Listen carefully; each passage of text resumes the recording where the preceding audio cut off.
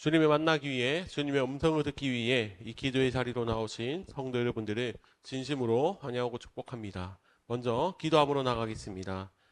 하나님 아버지 감사합니다. 저희를 이 자리에 불러주셔서 하나님의 음성을 듣게 하여 주시고 주님께 기도하게 하심 정말 감사드립니다. 아버지 우리가 한 주간도 말씀으로 시작하기 원합니다. 우리에게 필요한 말씀을 허락하여 주시고 그 말씀을 듣고 우리가 주님의 뜻을 깨달아 한 주간을 살아갈 때도 정말 주님의 뜻에 합당한 삶을 살아가기로 결단하고 다짐하는 우리들 되게 하여 주시옵소서. 이 시간 우리가 말씀의 자리에서 겸손하길 원하오니 주여 우리의 마음과 생각을 성령님께서 주관하여 주시옵소서. 함께 하실 주님을 기대하며 나아갑니다. 감사드리며 살아계신 예수 그리스도 이름으로 간절히 기도드립니다. 아멘.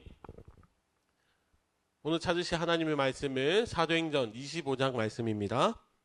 사도행전 25장 13절에서 27절까지 말씀입니다.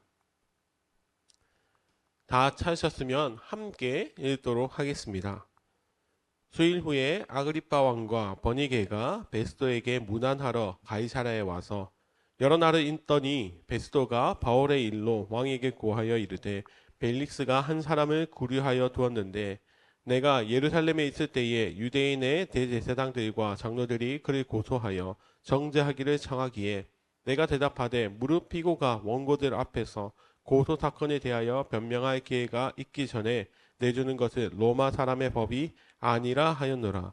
그러므로 그들이 나와 함께 여기 오매 내가 지체하지 아니하고 이튿날 재판 자리에 앉아 명하여 그 사람을 데려왔으나 원고들이 서서 내가 짐작하던 것 같은 악행의 혐의는 하나도 제시하지 아니하고 오직 자기들의 종교와 또는 예수라 하는 이가 죽은 것을 살아있다고 바울이 주장하는 그 일에 관한 문제로 고발하는 것뿐이라.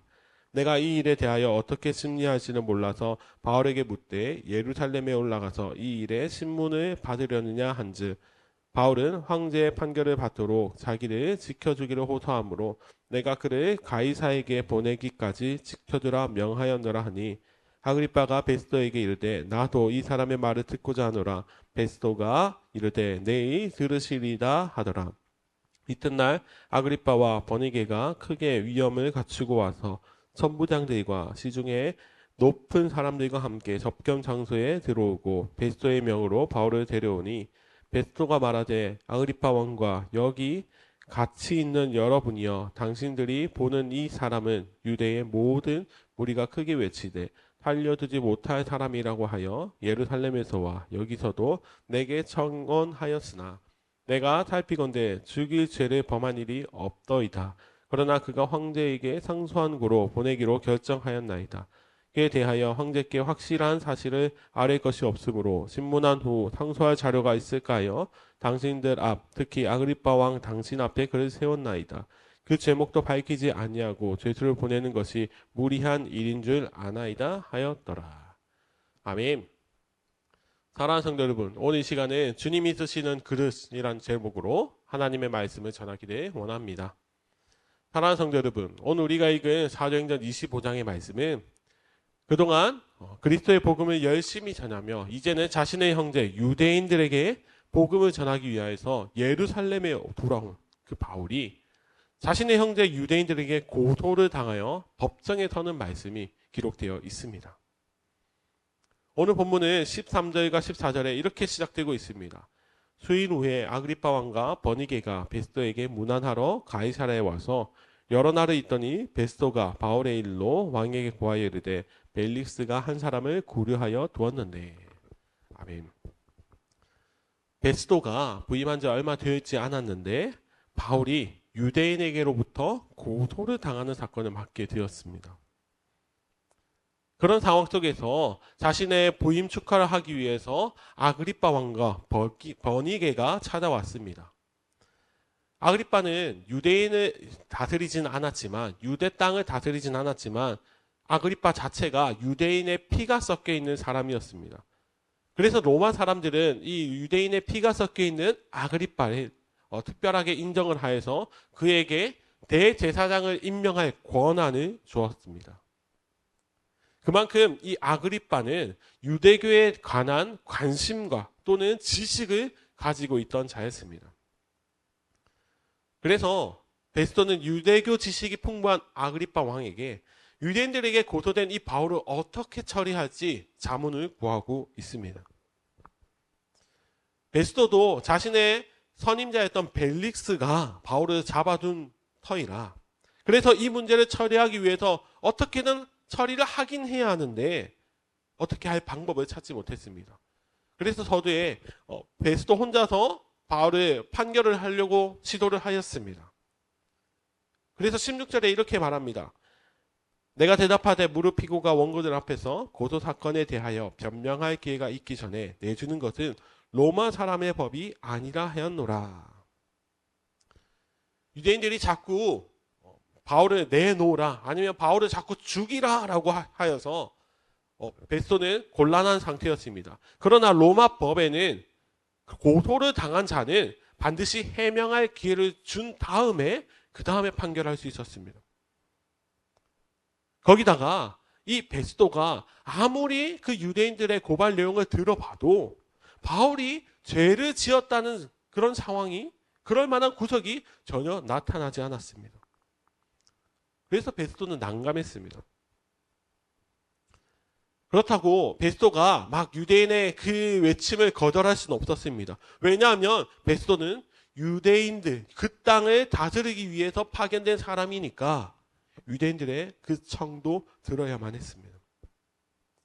그래서 20절 말씀에 보면 베스토는 바울에게 제안을 합니다. 그냥 예루살렘에 가서 너희들끼리 좀 해결하면 안 되겠니?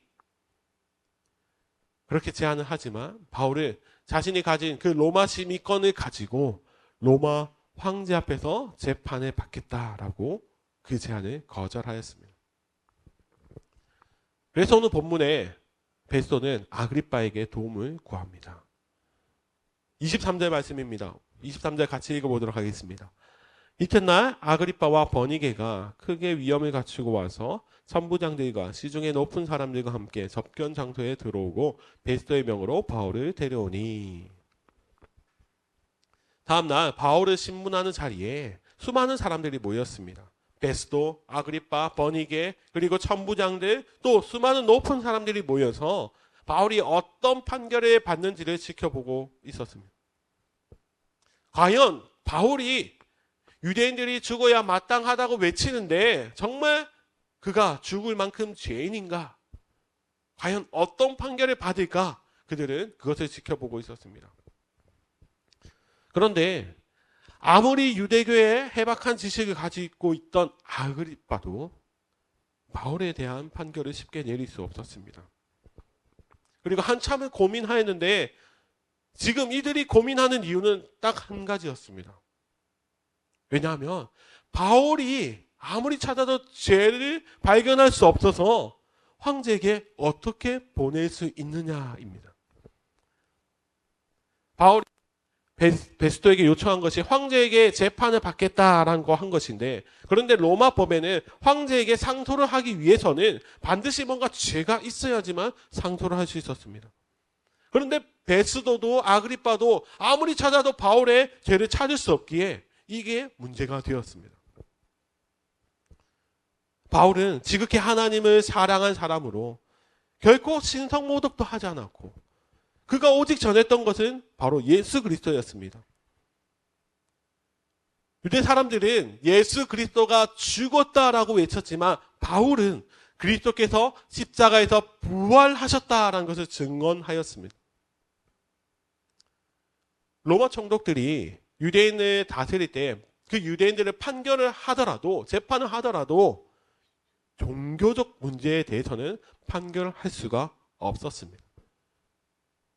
유대교 안에서 일어나는, 유대인들 사이에서 일어나는 종교적인 문제는 자신들의 권한 밖의 일이라고 여겨서 재판을 하지 않았습니다. 결국 바울의 죄를 드러내려고 했으나 그 누구도 바울의 죄를 밝혀내지 못했습니다. 사랑하는 성도 여러분, 유대인들이 생각하기에 바울이 있던 그 재판의 자리는 하나님을 모욕한 바울의 죄가 드러나서 마땅히 죽어야 하는 그런 죽음의 자리였습니다. 그런데 이상하게도 그 자리는 죽음의 자리가 아니라 복음을 전하는 자리가 되었습니다.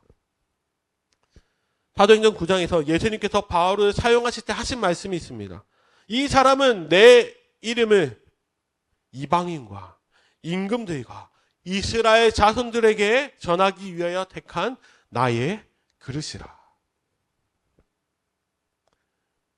바울은 자신의 그 억울한 상황 속에서 오히려 임금들에게, 거기에 있던 로마 군대의 장교들에게, 수많은 고위 공직자, 귀족들과 왕족들 앞에서 복음을 선포할 수 있었습니다.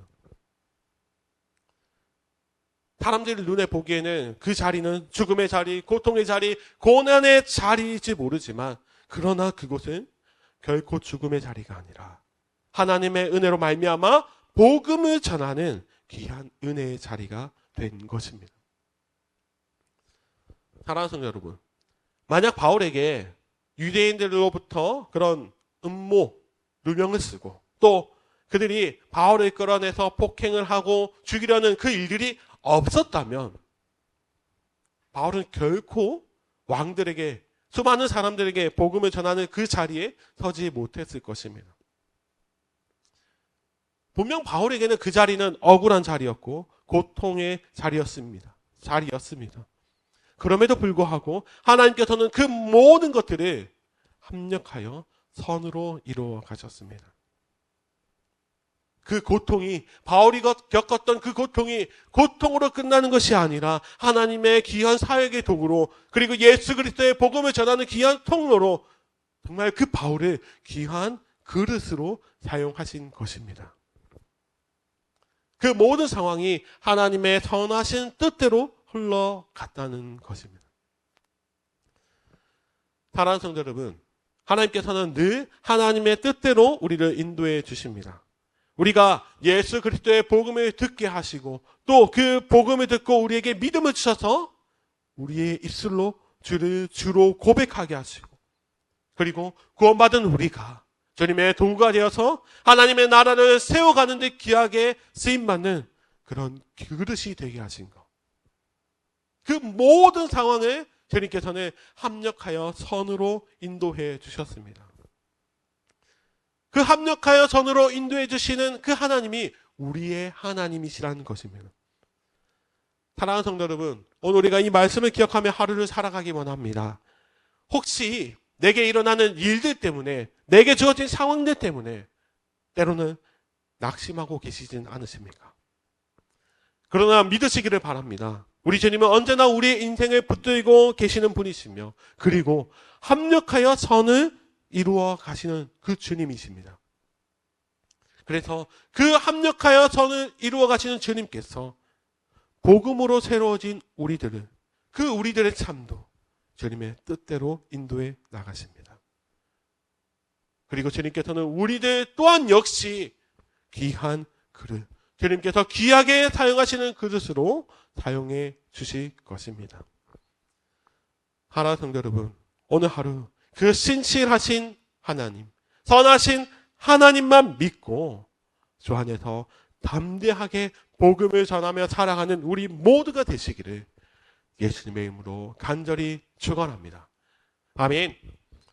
이 시간 말씀을 기억하시면서 함께 동성으로 기도하기 원합니다. 하나님, 우리 주님은 합력하여 선을 이루어 가시는 신실하신 주님이심을 믿음으로 고백합니다.